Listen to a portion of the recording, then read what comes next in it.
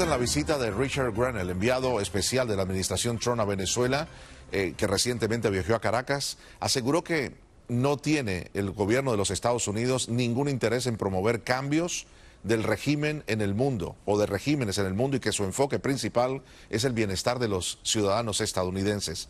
Estas declaraciones de Grenell surgen tras su visita a Caracas el pasado 31 de enero y la posterior liberación de 6 ciudadanos estadounidenses detenidos en Venezuela. A pesar del historial de tensiones entre Washington y Caracas, Grenell dejó en claro que la política de la administración Trump no está orientada a intervención en gobiernos extranjeros. Y abro comillas, dijo, estamos muy claros sobre el gobierno venezolano y Maduro, pero Donald Trump es alguien que no quiere hacer cambios de régimen, sostuvo.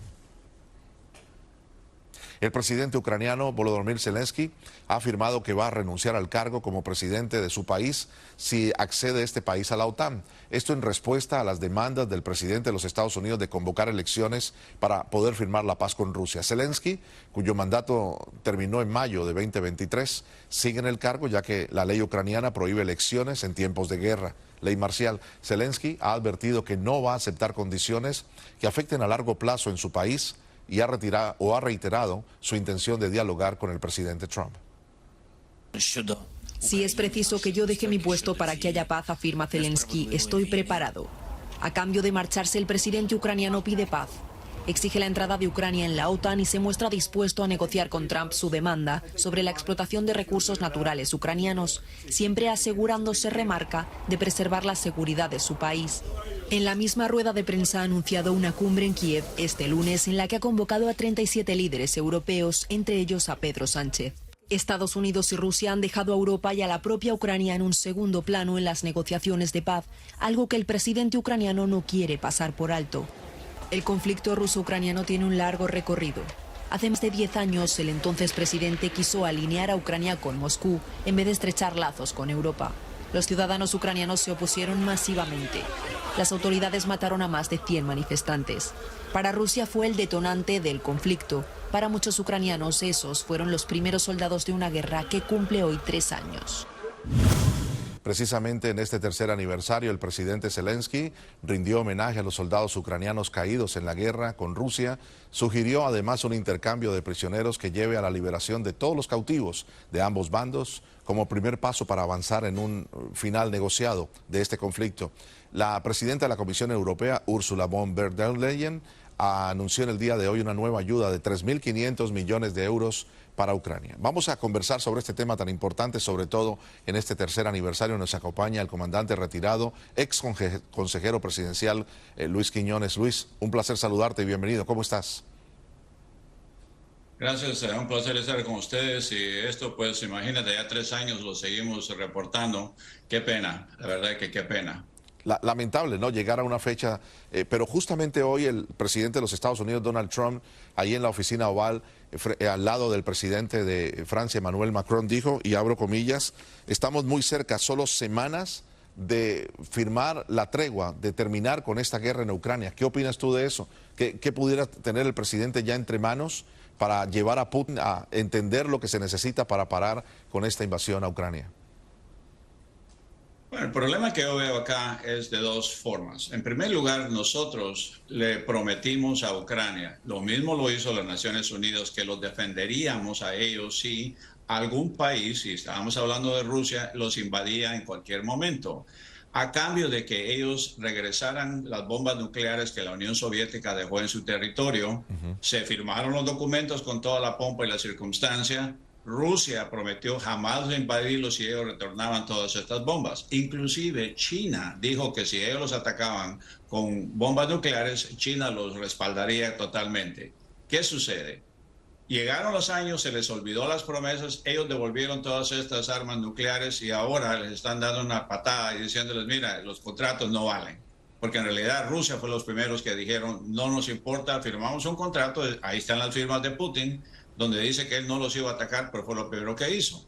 Luego vienen las Naciones Unidas, que se supone que tenían que responder inmediatamente a defenderlos. Si lo hubiéramos hecho como tenía que haber sido en ese momento, no hubiéramos tenido los problemas que tenemos ahora. ¿Estamos hablando de 2014? Luis, Sí, claro, sí, de los claro. acuerdos del 2014, correcto. De los 2014 y antes todavía, porque recuérdate cuando ellos volvieron en 2007, que se hizo los primeros acuerdos, decían claramente que teníamos las obligaciones de defenderlos. Y ahora estamos diciendo que no. ¿De qué sirve que firmemos otros contratos Claro. y otros acuerdos cuando ya no vamos a respetar los que hicimos anteriormente y que Rusia ya se dio cuenta que no les importa los Esa es contratos? la gran pregunta. Ahora, te tengo que preguntar sobre esto. Zelensky dice, yo estoy dispuesto a retirarme de la presidencia si Ucrania entra a la OTAN. Todos sabemos que eso no va a ocurrir. Mientras tanto, sí se está buscando que entren soldados de la Unión Europea a territorio ucraniano. Si cabe la comparación, serían como unos cascos azules que puedan garantizar que haya allí, que no haya más invasión y que no haya más conflicto. Pero eso es lo que se supone, pero ya Rusia dijo que ellos no van a aceptar tropas extranjeras en el territorio que ellos todavía siguen considerando de ellos. O sea, que cómo vamos a llegar a un acuerdo cuando ellos dicen no queremos que entren a la OTAN, no queremos que hayan tropas de extranjero. Lo que están diciendo fue lo mismo que sucedió anteriormente. En cuanto ustedes se retiren, nos vamos a agarrar todo, como sucedió en Vietnam. Solo nosotros dijimos, les vamos a dejar que ustedes arreglen los problemas de ahora en adelante. Ellos prometieron no invadir al sur, lo hicieron. Rusia hizo lo mismo. O sea que yo no creo que ellos, si no ponemos las tropas ahí, Rusia podría invadir de repente, Claro, así de la noche, y se tomaría todo el país. ¿Y nosotros qué vamos a hacer? Porque no tenemos el valor moral de decir, bueno, ¿qué sucedió? Ya que nosotros les prometimos defenderlos. Sé que tuviéramos hecho las cosas mejor. Hubiéramos enviado todo el equipo desde el principio que ellos necesitaban para defenderse, porque recordemos en esa época el Wagner Group era el que estaba peleando. Era más fácil derrocar al Wagner Group que era a las tropas rusas. Entonces, si no hubiéramos estado jugando, que se tardara un año enviar los primeros tanques, las primeras artillerías, la guerra no se hubiera durado tanto, se hubiera terminado en ese momento, pero no, querían jugar, no queremos enojar a los rusos, no queremos enojar a los otros. si hubiéramos Eso tenido un equipo logístico de alta tecnología, los aviones se demoraron muchísimo también. Por último, quiero decir que el presidente Trump ha dicho que espera por lo menos en 1 o 2 semanas también reunirse con Zelensky en la Casa Blanca para de esta manera poder entonces ver cómo se colocan otros puntos en esta hoja de ruta buscando la paz en Ucrania. Luis, seguimos analizando el tema 3 años después. Muy amable. Es un placer estar con ustedes. Gracias. El resultado de las elecciones en Alemania ayer deja un claro ganador, pero no podrá gobernar sin llegar a los acuerdos. Se trata del democristiano Friedrich Merz, que será el nuevo canciller previsiblemente con el apoyo de sus rivales socialdemócratas que no van a liderar a Olaf Scholz y que tampoco va a participar en las elecciones, en las negociaciones. Lo que los votantes han dicho en las urnas ayer es que apuestan por un giro a la derecha con Merz, pero también con la ultraderechista de la AfD, Alice Weidel, que ha quedado en un segundo lugar.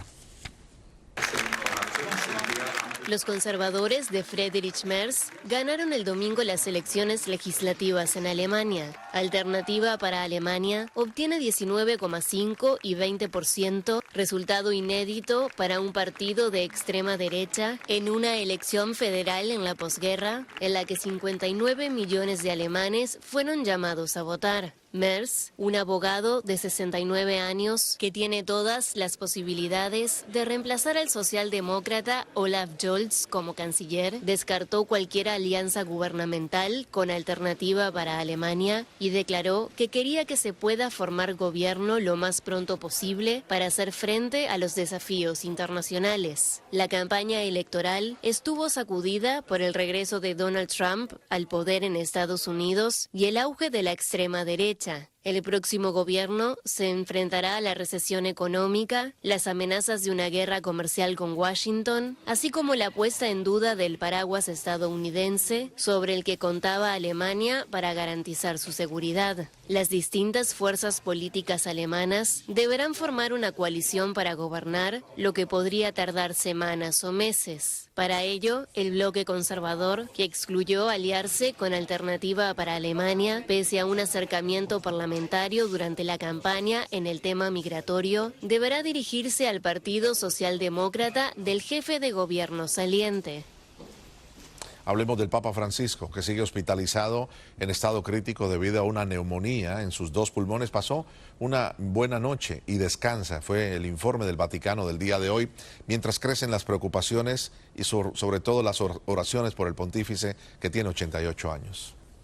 Crece la preocupación y las oraciones por la salud del Papa Francisco, hospitalizado desde el 14 de febrero. Según informó el lunes el Vaticano, el pontífice de 88 años pasó una buena noche y descansa, pero sigue en estado crítico. El estado de salud del jefe de la Iglesia Católica se deterioró el sábado con un ataque asmático prolongado que necesitó oxígeno a alto flujo, así como problemas hematológicos que requirieron la administración de una transfusión de sangre. El último reporte médico del domingo por la noche señaló que el Papa sigue recibiendo oxígeno y que aunque su anemia mejoró, algunos análisis de sangre muestran una insuficiencia renal inicial leve. El parte médico precisó que la complejidad del cuadro clínico y el tiempo que se necesita para que las terapias farmacológicas hagan efecto obligan a mantener la prudencia sobre el pronóstico.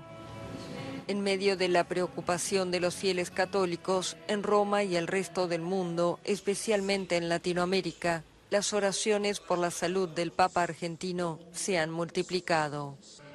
El jesuita argentino fue hospitalizado en el Hospital Gemelli de Roma con una bronquitis que derivó en una neumonía bilateral, una infección del tejido pulmonar potencialmente mortal.